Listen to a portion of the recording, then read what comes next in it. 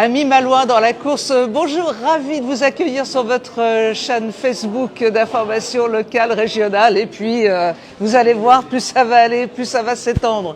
Nous sommes ici au Quai Saint-Malo, à ma gauche, Jacques Delivet. Bonjour Jacques. Bonjour François. Et puis François Nathalie, organisateur de ce salon Bien Vivre à Saint-Malo. Voilà. C'est une aventure qui remonte à quand ça C'est une aventure avec tout ce qu'on a connu, Covid et compagnie, c'est long ça. 2019.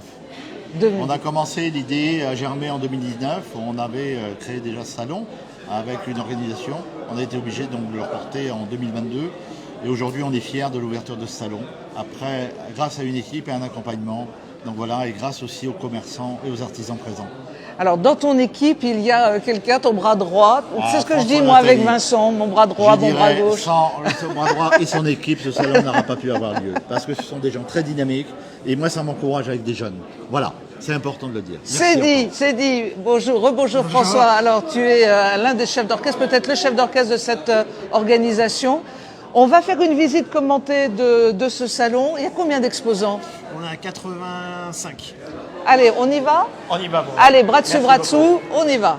On va aller visiter ça. Donc 85 exposants, on va tourner par là. Il y a combien de Malouins? Ils sont tous Malouins du pays de Saint-Malo? On a 5 non-pays de Saint-Malo. Après, tous les autres sont du pays de Saint-Malo, oui, en effet. Alors Jacques, dis-nous, quel corps de métier on a là? Parce qu'on rencontre la police, on rencontre des assureurs, on rencontre tout le monde. On rencontre tout le monde. On va rencontrer aussi bien la chambre des notaires que l'agent immobilier. On va rencontrer aussi tout ce qui concerne l'UPI, mais aussi les commerçants de la baie, donc du Mont-Saint-Michel. Voilà. Le but de ce salon, c'est de réunir tout le monde et qu'il y ait un échange, une convivialité, mais surtout découvrir les produits du terroir et de la région.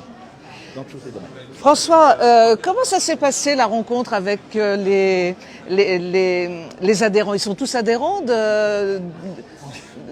On les a tous fait adhérer. En fait, à partir du moment où l'entreprise avait son stand sur son stand sur le salon, on les a automatiquement inscrits en tant qu'adhérents à la Fédération du commerce.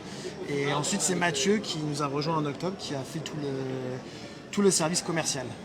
C'est une aventure qui a démarré en 2019, cette création de salon. Et aujourd'hui, c'est une comment est-ce qu'on peut dire, une grande famille? Oui, c'est une grande famille qui s'est réunie au fur et à mesure. Parce que depuis 2019, on a essuyé pas mal de choses, hein, avec les crises, différentes crises sanitaires.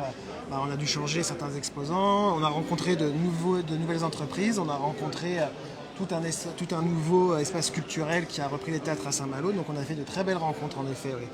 Jacques, on peut rappeler que c'est gratuit, hein, l'entrée de ce salon est gratuit. On est aujourd'hui vendredi, c'est samedi, dimanche. Voilà, ça dure 3 jours, vendredi, samedi et dimanche.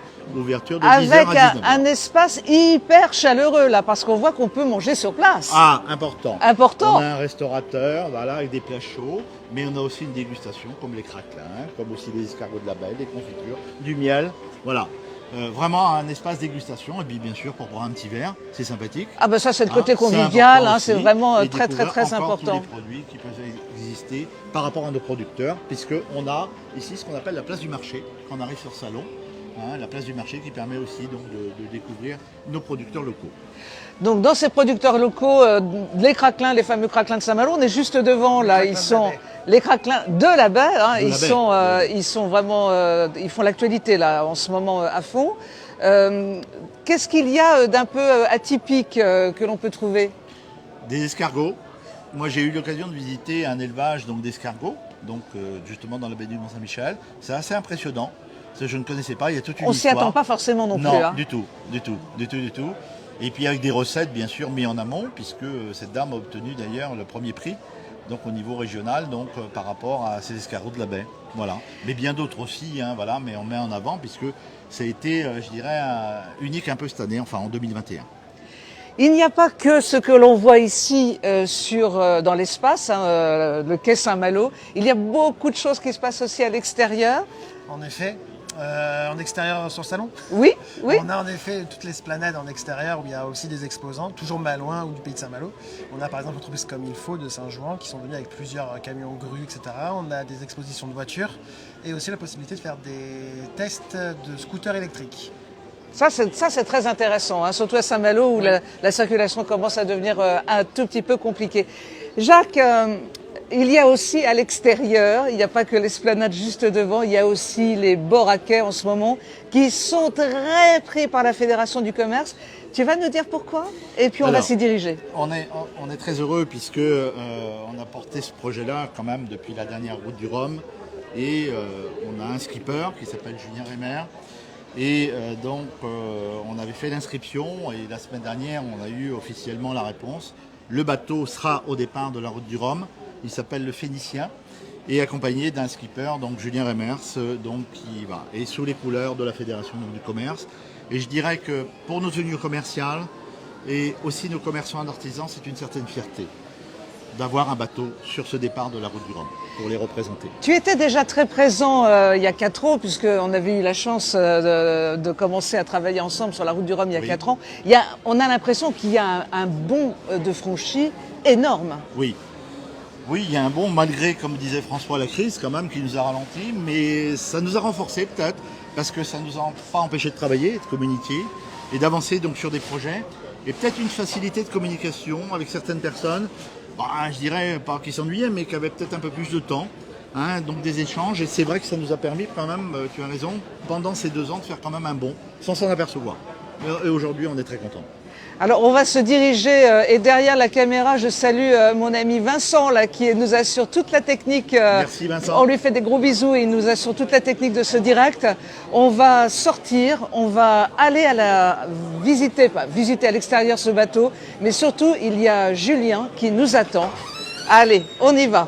Julien nous attend, c'est le skipper du bateau de la Fédération du commerce du pays de Saint-Malo. Allez, bonjour Julien. Salut.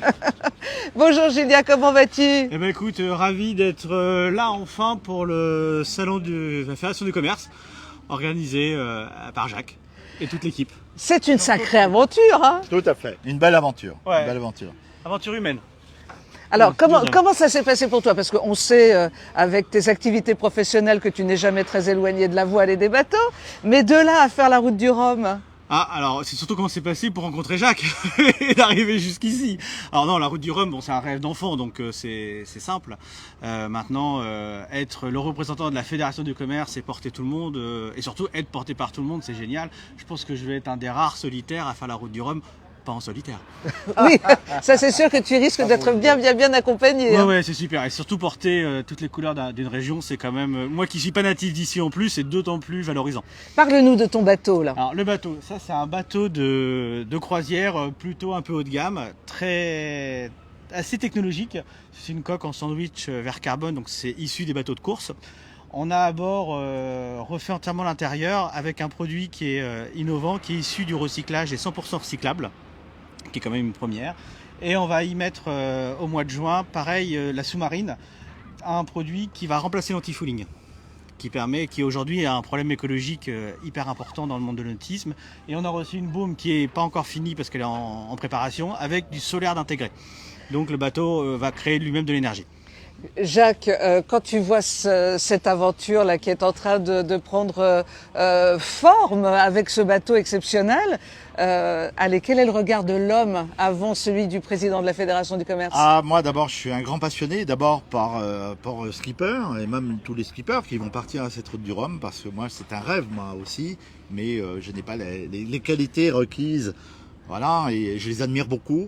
Parce que j'imagine ça un petit peu comme une entreprise où ils vont s'élancer seuls à bord, hein, d'une certaine manière, parce que c'est en solitaire.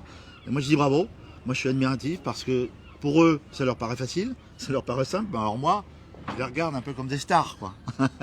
Donc voilà, avec des yeux. On va se tourner pour regarder la caméra. Quand est-ce qu'on va pouvoir se revoir là? Rapidement, t'as fait tes qualifications? Alors, non, la qualif, j'ai 1200 000 à faire, je pense qu'elle sera faite au mois de juillet. D'accord. Tranquillement, il n'y a pas d'urgence, ça va être fait avant le jour du départ, donc il n'y a pas de stress, tout va bien. On peut pas être stressé en étant porté vers la fédération.